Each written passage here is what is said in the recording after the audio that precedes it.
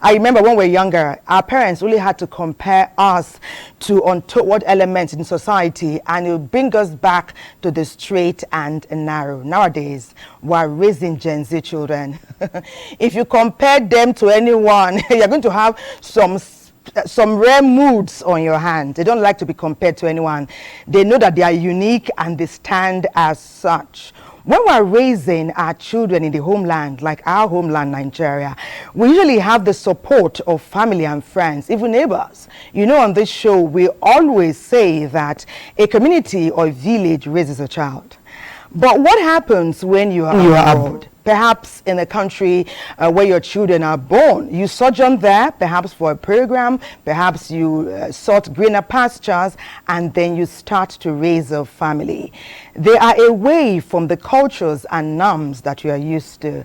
So who's going to tell them about it? It ought to be you. I don't know anyone, any parent, any guardian who does not want the best for their child. We want even better than it was for us, for those who are raising. And whether you're raising your biological children or you're fostering them or you've become a mentor to them, you have a responsibility to ensure that we bring out the very best. We raise people that can stand their own on any continent in the world. We take our pride of place as Nigerians to be the most counted abroad. We are everywhere, and everyone says that we raise the standards anywhere you can find a true Nigerian. We're talking about raising our children in the diaspora today. We do know that there's the African perspective because our rich and diverse culture must be imprinted on these children. When we do not imprint it on them, what happens? Do we lose them? When they come home at some point in their lives, what will they find? Will they find it easy to fit in? What is the cost and the consequence of not raising our children to know about their homeland or to speak their mother tongue? Welcome to Weekend Deal, your weekend show where the focus is all about you. We bring up topical issues that can shape our narrative and bring out better, stronger, more vibrant, cultured Nigerians. Today, it's all about diaspora parenting, the good, the bad. Some will say it's not so good, but if it's not so good, then it may be ugly. And the true African perspective. My name is Thelma Obaze. I'm not alone here as usual. My dear sister, Patience, Louis, Abba. Yeah. How you doing, darling? Thelma. He's also here. I'm still looking at you. I'm saying, how gorgeous can one get? Oh yes, you look girl, you are beautiful. looking amazing. Oh, thank you. I love. Thank you. Okay, so Thelma has said it all, but I can also add to say that it is a dream of every parent to bring up good and responsible children, children who will add value as adults to the society. And so to achieve this, most parents will give their all. My emphasis here is on all. Parents will give their all to bring up good children of value. But one factor that is responsible for how children turn out is the environment. A child's environment will determine how well that child develops.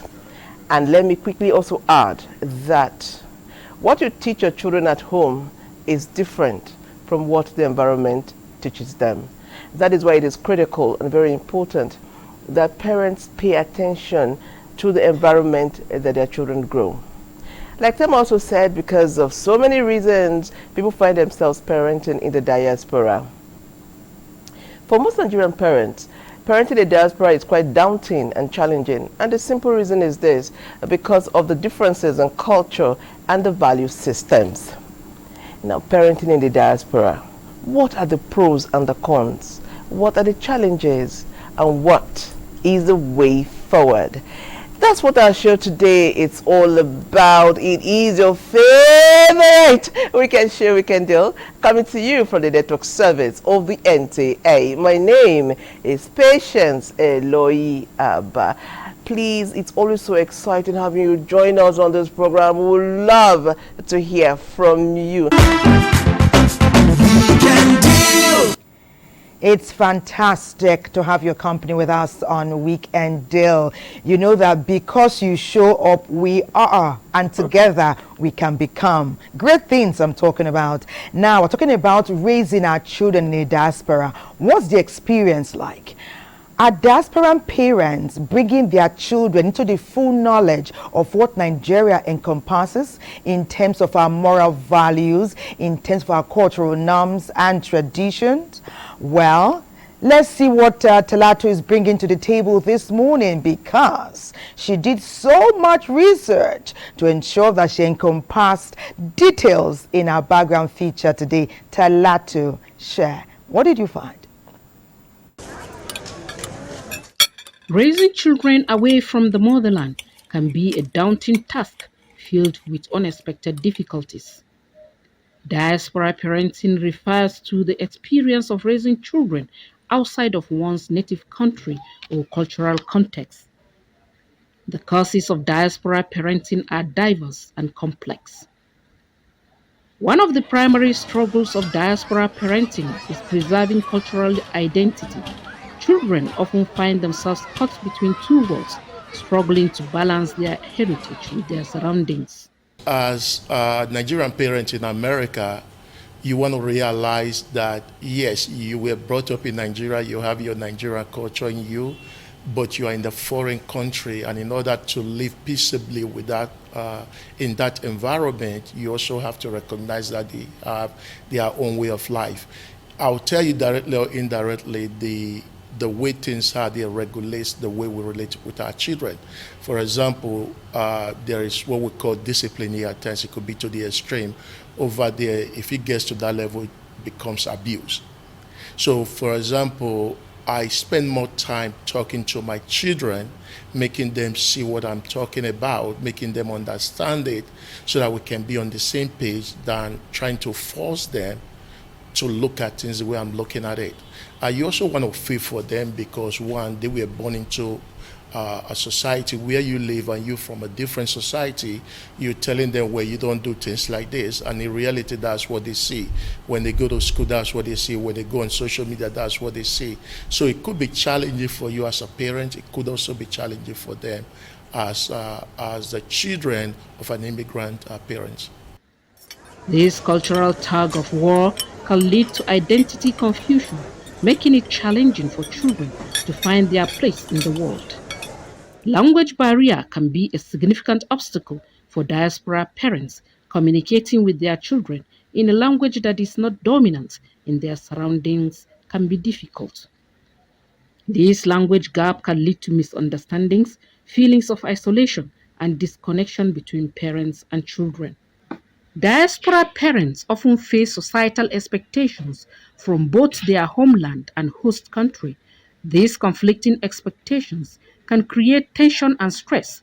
These expectations can lead to feelings of guilt, shame, and inadequacy, making it crucial for diaspora parents to find a balance that works for their family. You have a lot of cultural influences here. Over there, you have people from different cultures in that same society. And in order for us to live amicably, we have to adhere to the rule of law. Unfortunately, diaspora parenting also has an ugly side. Children may face discrimination, bullying, and racism, making it essential for parents to be proactive in addressing these issues.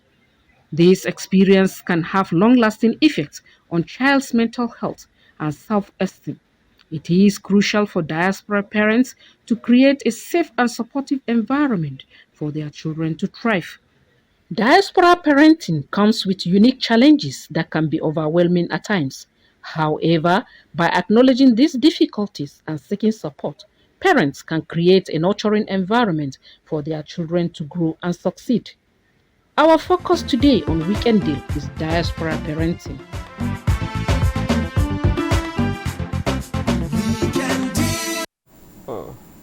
Thank you very much, Talatu. That was quite insightful and very educated. Now, our language is who we are, is our root, is our culture. Most homes these days, you find children who cannot even speak or even greet in their traditional language. Why? Is it an elitist thing? Or are we just missing it? And we don't bother answering that question because Wale Hamza has done his research and is telling us the importance of speaking our local dialect. Let's see this.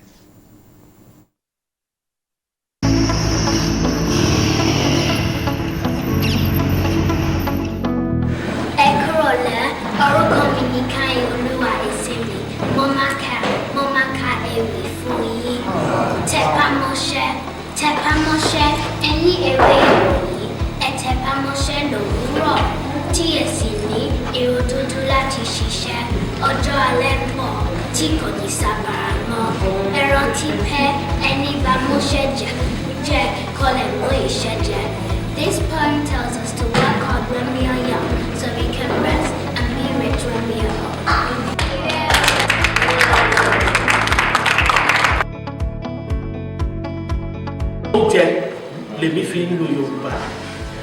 My kids were raised to appreciate our local foods. There is none of it they do not enjoy whenever they were served. In fact,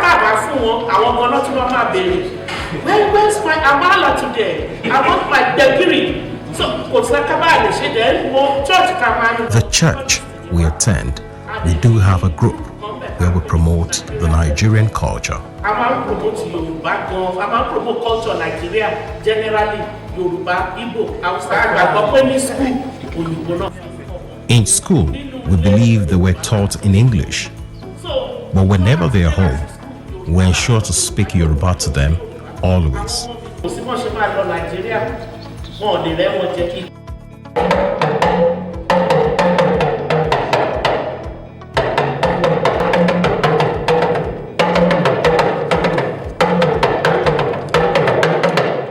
History is our cultural identity. It is who we are, and we need to teach. We need to teach our children from a very, very tender age about the history, about the cultural identity of who they are, and that's the only way we can sustain our culture.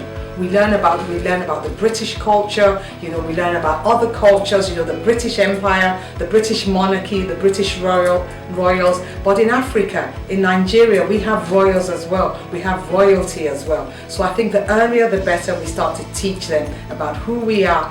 It would enable them to become proud of their own cultural identity.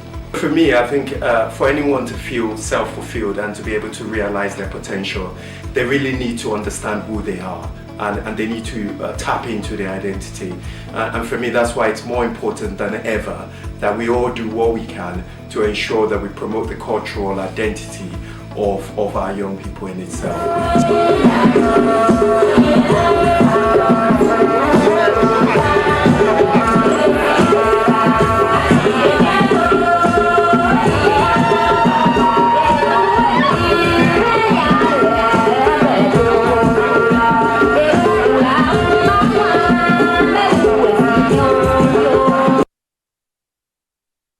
To Benway, just as Wale did. We want to say big thanks to Wale Hamzat. He put that superb package together for us all the way from the United Kingdom. It's as though patients were in the abroad. Honestly. Wale took us to the abroad. Honestly. And we met Benway there.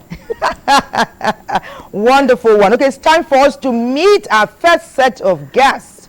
We have with us in the studio an old friend, a good friend, an expert in so many areas. Let's meet and greet and welcome Professor Yahaya Mohammed Kuta. He's the professor of agricultural extension as well as communication development. His profile is ready. We'll take it.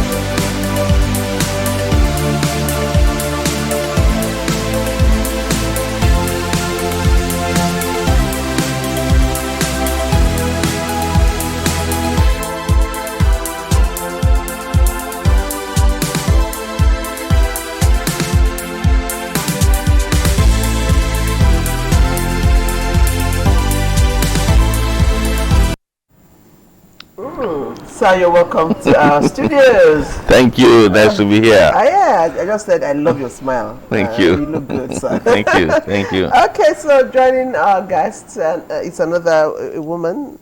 She said she's a farmer. I said she's a civil servant, and then she quickly added, I'm also a farmer, proud to be a farmer.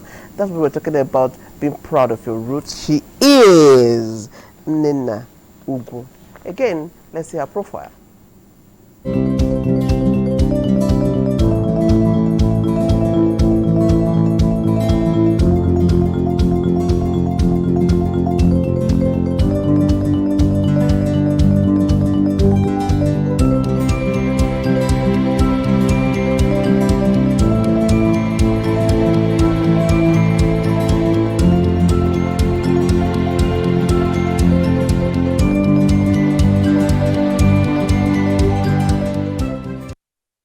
It's our pleasure to welcome you to Weekend Deal.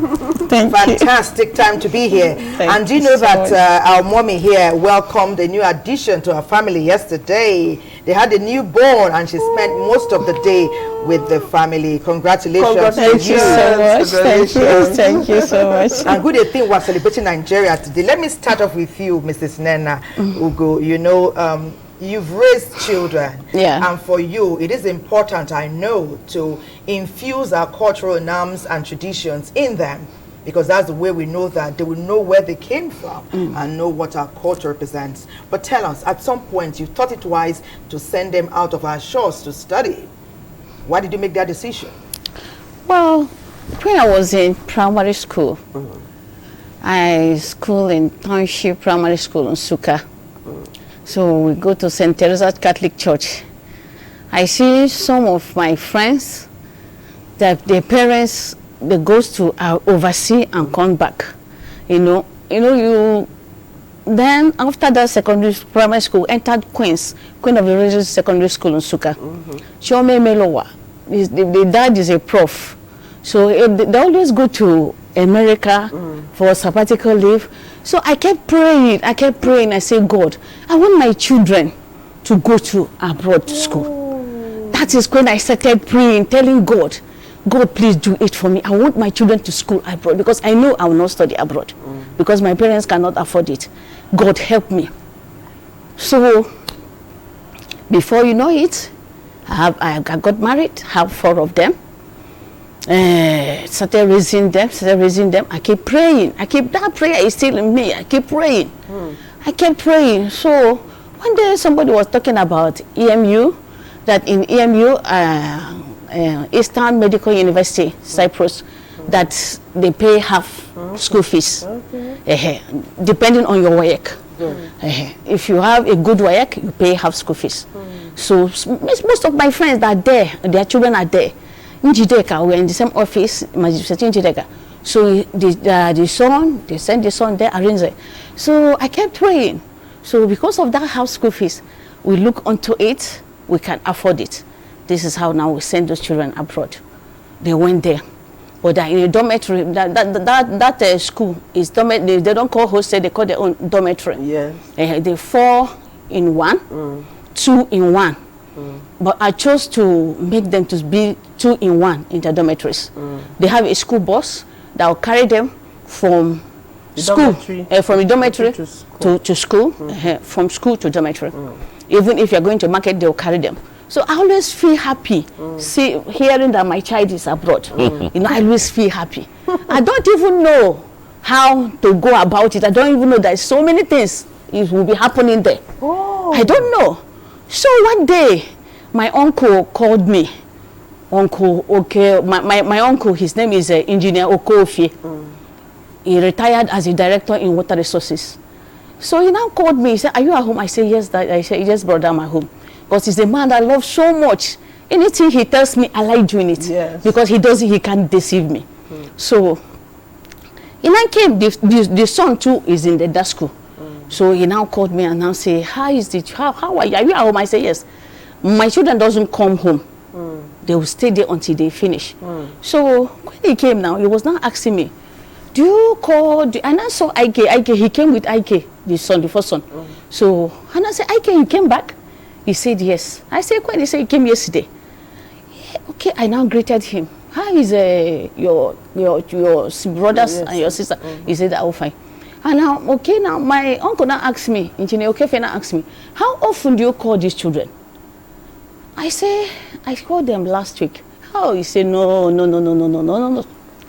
That's how not, that is not parental. You're not being parental at all. You're not raising these children well at all. Because high blood pressure is the thing that killed my mother. And I don't want it again. I never want anything that will make me think. So that is why my heart did not cut. Because I'll be praying, Father God, I don't want hypertension. I don't want anything that will make my heart cut. Because but why did your uncle say you have to be calling them? And what did you do when he spoke with you? What did you tell you about them? So we can hear from Professor Peter. No, when he now tell me that I should be calling these children, why are you not calling them to be knowing what they're doing? I say, I don't know. He said, no, you have to be calling them often and know what you're doing. Okay, call Ifoma. I say, I don't have credit or whatever. I don't have data. He now used his phone and gave to me. He said, video call. I call Ifi. My friend just say, Uncle. I said, no, it's not Uncle, it's me. So he now say, Mom. I say, how are you? He said, fine. How are you doing? How is the school? And the rest of them, after I speak with them, he now said, these children you spend or tend to oversee, you can't just be thinking they're doing well, they be asking for money, you do this one, you trade, you do farming. Keep in touch. Keep calling them. You see, if I don't call them, let it be 5 times a week. Now it's time to touch base with NTA Ado-Ekiti, where the talk is about the consequences of our children losing cultural values. Samuel Ajisafe, you did this work. Tell us, how was it like? What's the experience? Let's see. Nigeria, like other African countries, places significant emphasis on culture and its associated values.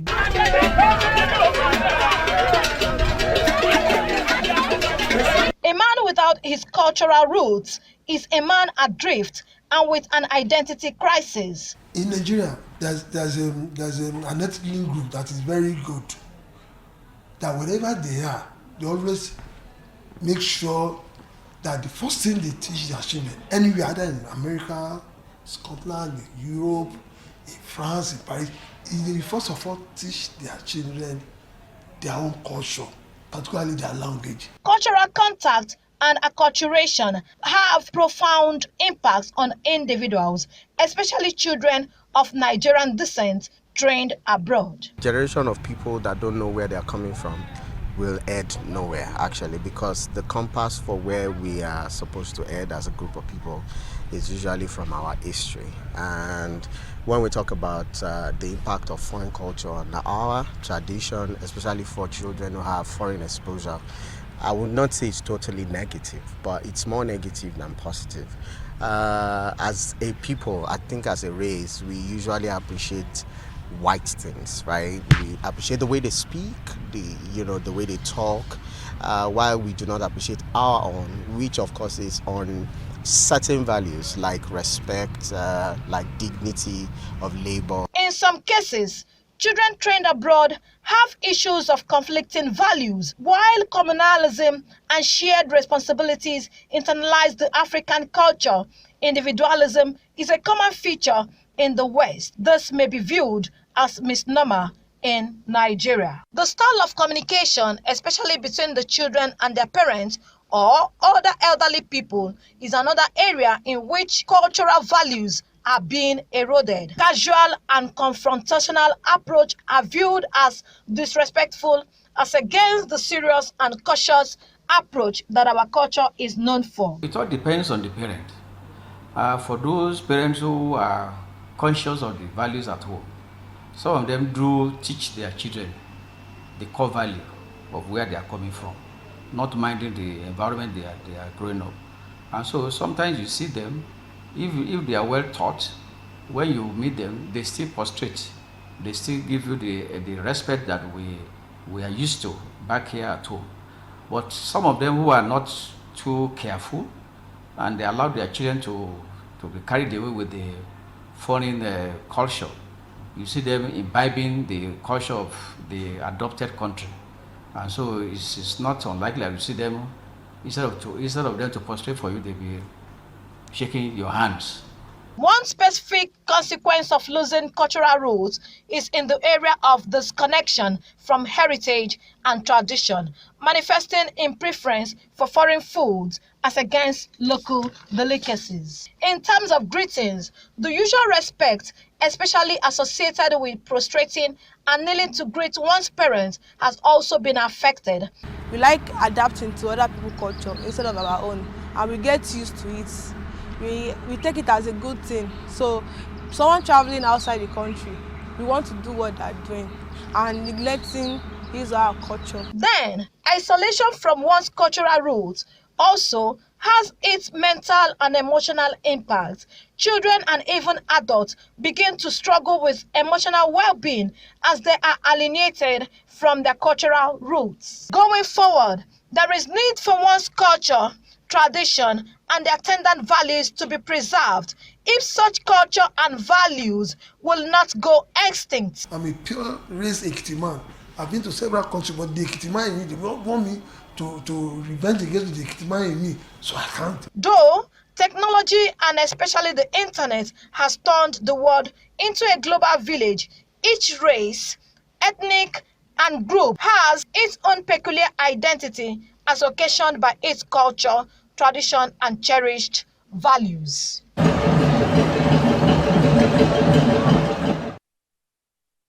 Our cultural diversity, our strength. I like what the man said. He said he's a proper Ekiti man and he has traveled to so many cultures, but no culture can make him forget his indigenous Ekiti culture.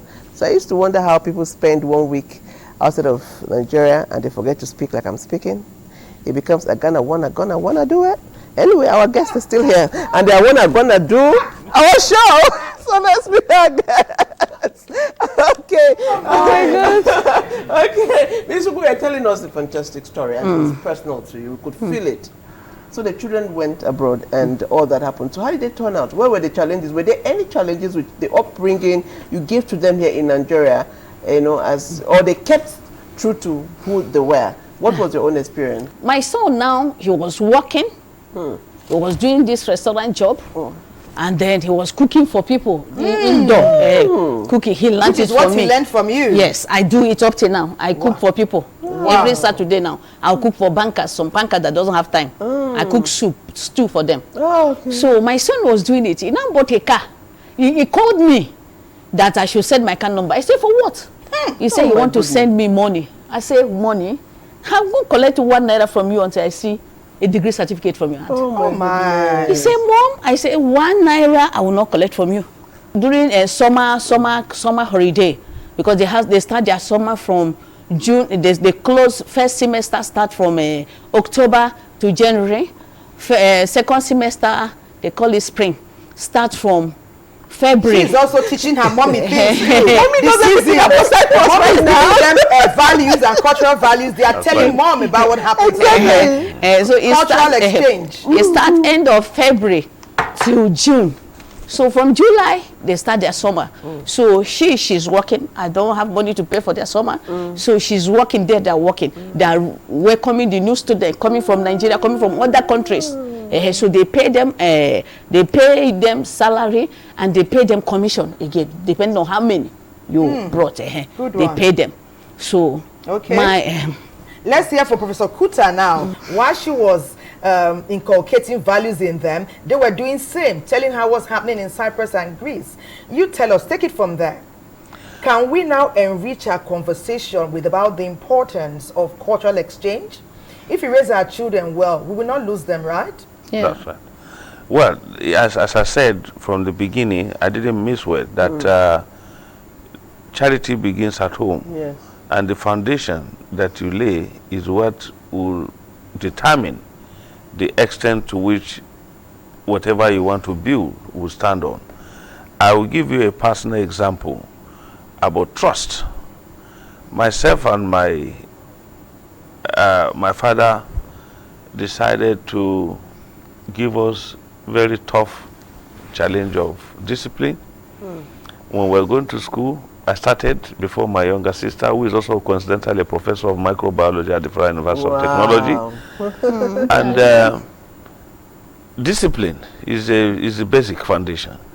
Any day we are going to school, we will put the number of the 2 kobo to start with to go to school daily. On a Monday, you don't need to remind him. He will put there for the 5 days.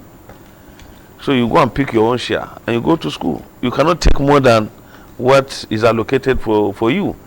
So it took my mother the grace, mothers, to hide 1 kobo in a pillow for me to add without my father's knowledge. If he dare discover, my mother will suffer a consequence.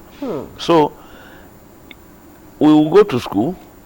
Some other people will be spending 1 shilling or 10 kobo equivalent, more than, and they will be proud that they are spending money. Say, no, you can't do that. So at the end of the day, anything that is not yours, you can go there. So that's the foundation. So, and I have seen how people will trust him with so many things. Even 1 year, it will not even leave the position.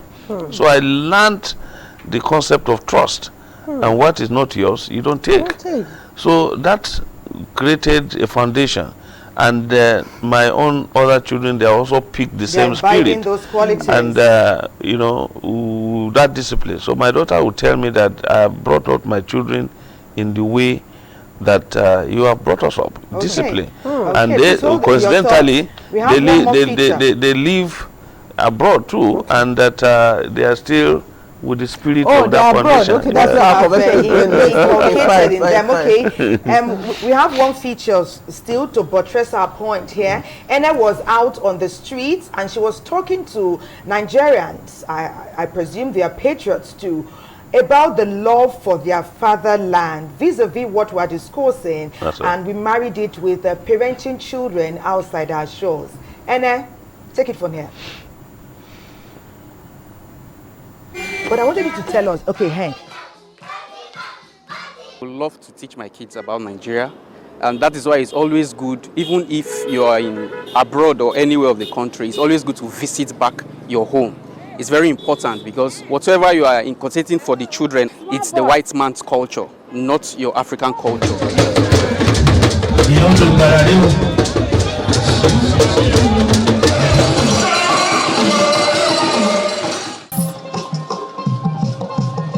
Teaching the children, our children of course, the Nigerian culture or the African culture as a whole, it's very, very important because it will help them in a very long way, help them to know their background, help them to know their true place. You know, the Western world that has so, the way are so corrupting, the line of teaching children, it's very corrupting in my own way because I have been there. We have to teach our children the true nature of where they belong.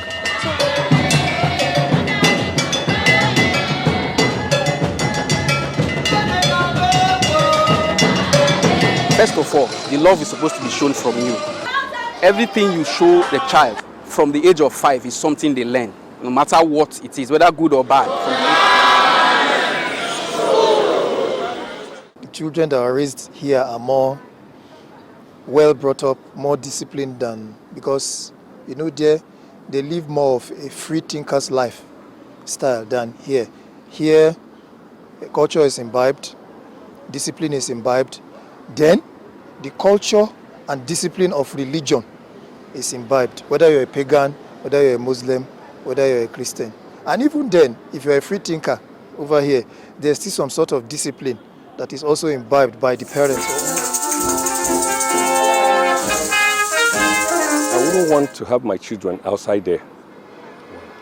I would want my children to be born here as I've done, raise them here, up to university level before going over there. Because if you raise them there, you have lost them. There are no more Nigerians. No matter what you do, there are no more Nigerians. That's number one. Because they will be reasoning that way. I don't mean, if you have a business here and you would want your children to take over, how do you think they will take over it when they're born there? There's no way, because they're not interested in what we're doing here. So we are aging. We don't have people to take over.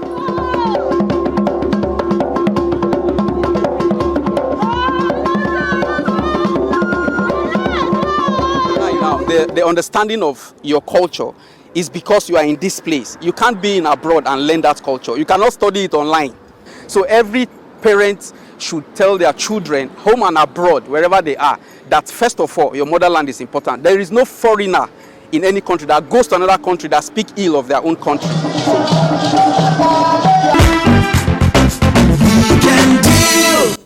Welcome back. If you're just joining us, it is Weekend Deal, your favorite weekend show on TV. And joining the conversation now is a real, true Nigerian. He's a congressman, he's an astute businessman, a philanthropist, and, like I said, a man who loves Nigeria, and Honorable Bimbo Daramola. Let's see his profile.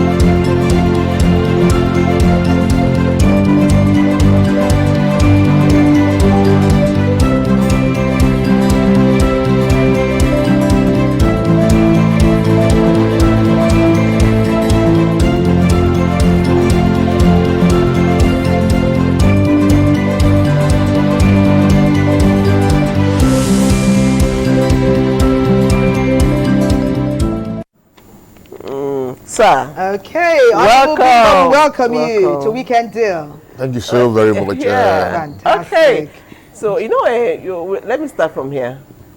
It's all about parenting in the diaspora first. Do you have any experiences? Do you think children brought up in the diaspora, do you think they did far better than children brought up here, or is it a wise thing to send your children abroad at a very tender age? What's your take? Well, before I dive into it, let me commend the authority for what I've seen here today. This is my second time here. The first time I couldn't come on, but let me tell you that you guys are doing well. Thank you. Your station is top rated, right on point, and you have all of these indents of nationality. I think if the super authorities are hearing this, I think you're doing well. So please continue doing this. And thank you. We can even take it up several notches. You're doing so well. Thank this you, studio sir. is international standard. I Thank can tell you that. Yeah. Thank you, sir. Thank you, sir. Thank you. And I would like to take a picture of this studio with you guys on set when and please spread it far away. Oh yes, I am going to put this on my pages and all of that. I am indeed very proud of this NTA. Oh, thank you. Keep doing Thank it. you. So parenting kids from abroad and here, well, you have to deal with the fact that we're talking about two different environments. Yeah. And one of the things that comes into the life of the young child or growing up is the environment. The environment has tremendous influence on children. For instance, as a Yoruba boy, the president was talking about Yoruba, being a Yoruba boy the other day. And then you wake up and the first thing you do is Daddy Akaro. And then you go, as the Yorubas will do, on all fours. Yeah. But if you were in the UK or the US or somewhere else, it's probably going to be hi dad. Yeah. And then you come back and maybe your mom is at home. You say, "Mommy, Akule." But when you get back, you're probably trying to strip your shirt, and that kid is probably got dreadlocks and all the tattoos and all of that. I say, "Hi, mom." And I remember the instance of one particular man who said, whose child had gotten used to the way they greet themselves. When kids meet and they go like and tap it, and then the father, trying to extend the same gesture to the child, and then he was going to tap the father. The father said, "Tobata." Tobata means don't tap my, so Tobata. And I joke a lot about this with my friend, the governor of Niger State, and we call ourselves Tobata because of this. Because of that. Because of this. Yeah. Interesting. So the environment plays a lot of, no doubt about it. That environment extremely developed and all of that, but there are cultural details that everybody growing up in Africa particularly, and Africa has been referred to as a very, very strongly cultural continent, you know. So all of those things will be missing in the civilization that you have attempted to raise that child in. So what parents do is that, I saw a movie the other day where the mother said, my kids will have to come to Nigeria for the first, before going to uni, and get to imbibe all of these cultural details, because there's nobody to do that. Even if you send your grandmom or your mother to go and do a mugo somewhere, the environment it's not the same thing. You cannot fully bring everything. And then, of course, you talk about the taste buds, the affinity for our local meals. You find out that if you put amala before somebody who was raised in London, he goes like, what is this black thing? You know, and this is why, this is one of the things, one of the key things that we celebrate here, you know. Likewise, Amia and Kuka, Taoshe, and all of that. I'm not too sure that a child raised in the US will probably be able to, unless he's been here and he's seen his parents. Most times you'll be, Daddy, can I test? Daddy, can I test? Yeah. It's not like, I'm a lienda, you know. So, all right. Okay, during the week, it was June 12th, Yes. and it was Democracy Day for us in Nigeria. Let us dovetail nicely into that dispensation where we are now. We're talking a rich, vibrant, uninterrupted democracy for over 2 decades, plus another 5. That's 25 years. Honorable Bimbo, tell us, how are we doing? Well, you know, when I saw the elaborate preparation of the administration for June 12th and democracy, uninterrupted 25 years of democracy, and the question is that, yes, good enough, but from now, I don't want to celebrate democracy in years anymore. I want to celebrate democracy in achievements. Quantum, yes, quantum achievements. It's like the case of somebody who has a child, you know, who every year celebrates the birthday of the child. When he turned 10, when he turned 15, and he turned 50, and then the people are coming and say, so have you graduated now? I say, no, I'm still at home. You know, at 25, can you take care of yourself now? Are you working now? He says, I don't have a job. And at 25, what are you celebrating? You know, so we must be, yes, to the extent that the interregnum of the military, some school of thought have said that set us back a little bit. I have my own argument about that. But it's a good feel and feeling to know that, yes, self-rule is the thing in vogue now. Everybody wants to talk about. I mean, but the question would be, how much of impact can you relate this with? Democracy, does it bring food to the table? You know, does it bring food to the table? Yeah. Does it ensure people get enough of security? And make no mistakes about it. Democracy is not a silver bullet that kills all your targets or a one-cure-all drug. No. We will have our teething challenges, but in addition to celebrating the fact that we're clocking the years, we should also be able to safely count matching developments and meeting the aspirations of the people. Okay, so basically what you're saying, that beyond the years, we must see some real development. Absolutely. We must see some dividends of democracy. Like that's what matters to the man in Sabama. The man on the streets. And all of that. Okay, so joining the conversation of Democracy Day is NTA Abuja. Let's see this. Since the return of civil rule in 1999, Nigeria has witnessed 25 years of unbroken democracy.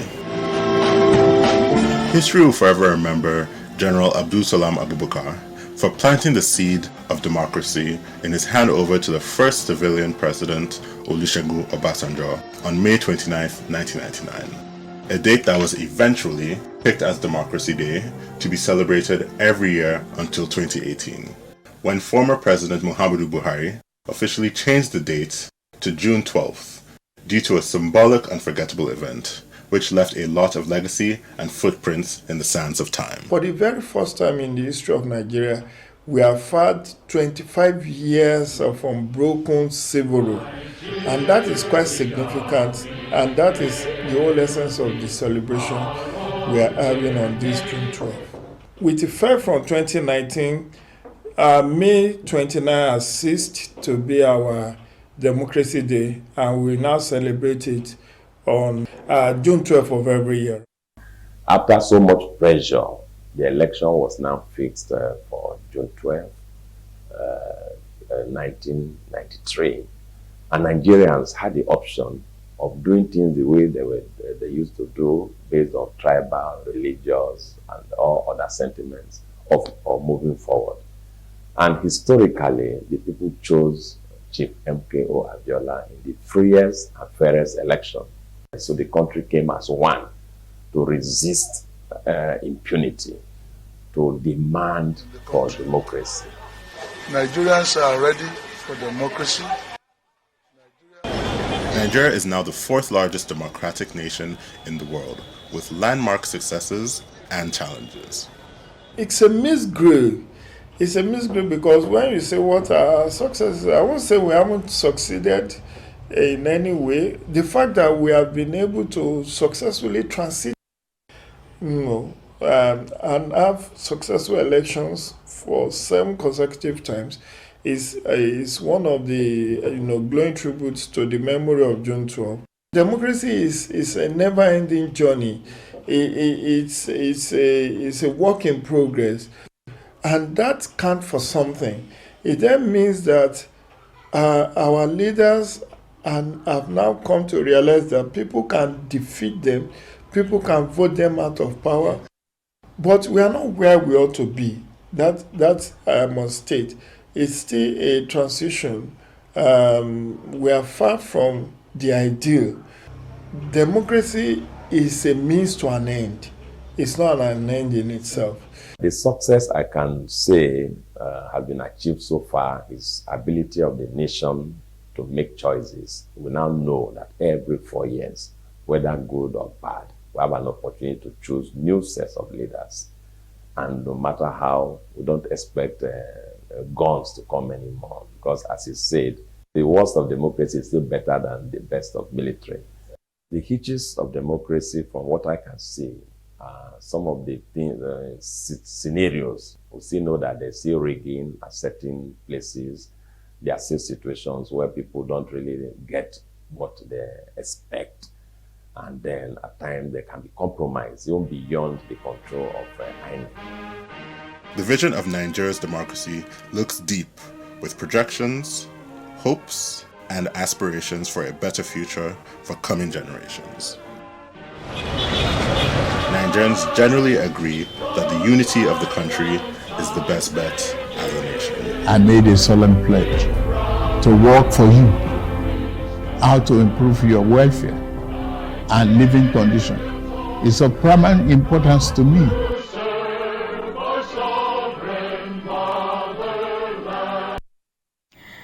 Okay, many thanks, Uri and the NTA Abuja team. Let me talk with Professor Kuta this time. We did hear Jido Ojo say there that democracy is not an end in itself, but a means to an end. And if we relate that to what Honorable Bimbo said, take us to where we are exactly now, where we ought to be, in your own opinion. Briefly.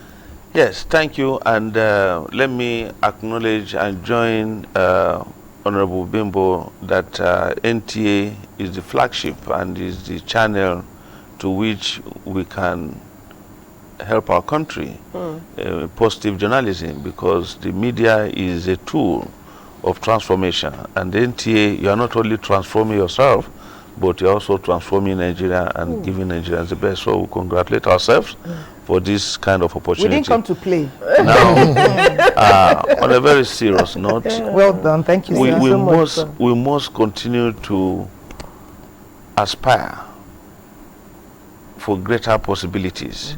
We shouldn't be complacent with whatever we must have achieved in terms of dividends of democracy, or what the 25 years unbroken democracy has said. As Honorable Bimbo said, is not in our character to continue to celebrate just the years, but also achievement, both tangible and intangible. I am more particular about the intangibles, because the intangibles can translate to more, higher dividends, because even the kind of system we operate, and the cost of governance itself, and the citizens, expectations of leaders and governance is also part of the challenges that we have to also deal with in a democracy.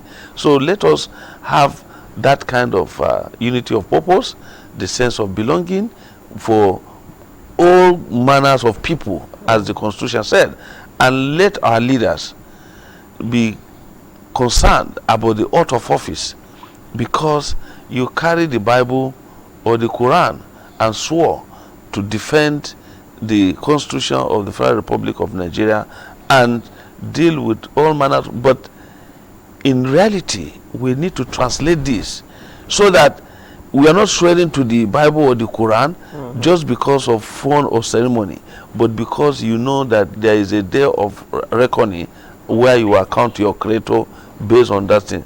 And we need to go beyond the just ceremonial aspect of our lifestyles in terms of appointment, in terms of our leadership, in terms of position. And the followers who are citizens should also demand what promises were made, not going to go and take their own share. Because many people, after they help you to power, Honorable will tell you, they begin to ask for even the impossibles. I used to have a friend who left now, is now in Diaspora. He contested and was in the member of House of Representatives. And he said he didn't want to seek a second term. I said, what? Doctor, what's happening? He said, because if somebody's bicycle or motorcycle was stolen in the village, you come to Abuja that you should come and buy him another one. Or if he wants to have a naming ceremony, he will come and say you should do naming ceremony for him. And so these are the kind of challenges that followers create and make the participation, make delivery or dividends to be personalized instead of globally for the benefit of the task. So basically, for us to have a good system, both the followership and the people being folled have a role to play, have a responsibility. That's right. So we can allow our leaders to lead correctly. Correctly, yes. Okay, Honorable Bimbo. Yes, ma'am. How do we get Nigerians to be more patriotic? How do we get Nigerians to really celebrate? When it's the Democracy Day, you are actually celebrating it as an individual, not just because it's a national holiday, you sit at home. How do we get them to that point? Well, you probably would turn that question over to a professor. You would need almost a full semester to take all of that. Prof can tell you that. That's a lot. How do you get Nigerians to be patriotic? How do you get them to connect and relate to the essence of democracy and all of that? Well, let me also tell you first and foremost that I think it's erroneous for people to feel that everything starts and ends with government. No. There's a part of government, the guys in government at different levels, there's a role and part that they have to play. And there's also the responsibility of the citizenry, or the citizenry and citizens. It is not for nothing that we were taught that there was a subject in secondary school called civic education. That's right. It is not for nothing that we had that subject there. That's right. You're right. So all of a sudden now that has taken, the curriculum has been tweaked with to reflect more of AI now than, because civic duties are taught. You must imbibe it. Yeah. AI is not a citizen of anywhere. So more than anything else, yes, I believe that the advancement, the progress the society is making, but the truth of the matter is that we learned about who we are, our identity as a people, growing up from some of those things. Now people are beginning to connect the dots that if that aspect of our lives are taken off and what you wake up to just imbibe is AI, something will still be missing. And that is what we are saying today. I remember that in 1978, in 1993, this same election of Bashano MK Abiola that you just showed,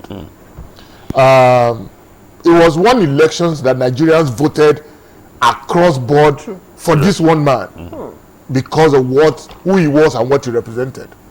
The only one that is coming close to that now is probably this Ashiwaju's election, where Nigerians didn't bother in the extreme sense of these Muslim tickets. the election of Bashorun MK Abiola was also Muslim ticket. So yes, so it took this yes, it was Bashorun MK Abiola and Babagana Kingibe. You know, it took 30 years. It took 30. Thank you very much, Prof. It took 30 years to reenact what happened. You know. And what we will expect that the young folks, somebody will say, what does that matter? Imagine if this nation had healed, I mean, from all those things that have divided us, all our, you know, all our cracked lines and all of those things. If we had healed over 30 years and it doesn't matter anymore who leads us or who leads us well. Yes. The capacity and all of that is what AI won't teach you that. Okay. Okay. Honorable Bimbo, thank you for coming. We have 30 seconds to wrap up. 30 seconds. Well, thank you very much for the opportunity to be here. I believe very strongly that we can have a good country. We do have a good country. We can make it better. And I don't think we should keep saying the good old days. We should make the present better than what was. Okay. And I think it's doable. From what we've seen in NTA, I think it's doable. Oh, thank you. Thank you. I am Prof. Let's hear your what I always say is that when you were playing those musics and those popular vibes, it reminds me that Nigerian music or arts is the most after sought around the world. So therefore, if I have that kind of opportunity, that is where to start, to take advantage of the greatness that we have. And our art is our greatness. Instead of AI, let us promote what we have and make all the necessary adjustments. You go to other countries, the first thing they ask you, where is your Nollywood film? Do you bring any for us? So a country with those kind of potentials, you can hit the roof and get the world to come on your knees. This is how we always say goodbye. We chop knuckles and we hold the knuckles together. So I need your other knuckle. We hold it together. Yes. Bye-bye to Nigeria and the world. Tomorrow is a date. Make sure you keep it with us on Weekend Deal. We're talking tomorrow about Father's Day and Salah celebration. And we just can't wait.